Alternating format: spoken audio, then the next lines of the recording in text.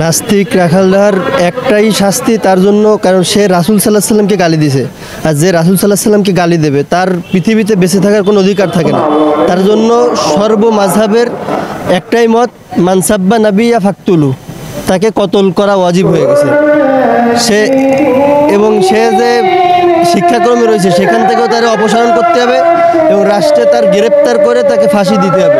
এটাই আমাদের একটাই দাবি। আমাদের রাসূল সাল্লাল্লাহু আলাইহি সাল্লামের যে কটূক্তি করেছে এবং যে অবমাননাকর কথাবার্তা বলছে, আমরা তার দ্রুত ফাঁসি চাই এবং তার কঠিন শাস্তি হোক, এটা আমরা সবাই কামনা করি। রাখালরা সর্বোচ্চ শাস্তি ফাঁসি চাই এবং তার সাথে জড়িত যারা ফ্যাসিদ আছে তাদেরকে আমরা ফাঁসি চাই। এবং এদেশের প্রথমেই আমাদের ইমানের দাবি যে এটা যতক্ষণ কোনো মুসলিম যদি এটাকে প্রমাণ না করতে পারে তাহলে আমাদের মুসলিম হিসাবে আমাদের কোনো এখানে মুসলমান তো থাকবে না। এই জন্য আমাদের প্রথম দাবি প্রথম উপদেষ্টার কাছে যে আমাদেরকে রাখাল রাজা সহ তাদের যে ফ্যাসিদরা এই রাসূল সাল্লাল্লাহু আলাইহি সাল্লামের বিষয়ে কটূক্তি করছে তাদেরকে ফাঁসি না পর্যন্ত আমরা আমাদের আন্দোলন চালিয়ে যাব ইনশাআল্লাহ।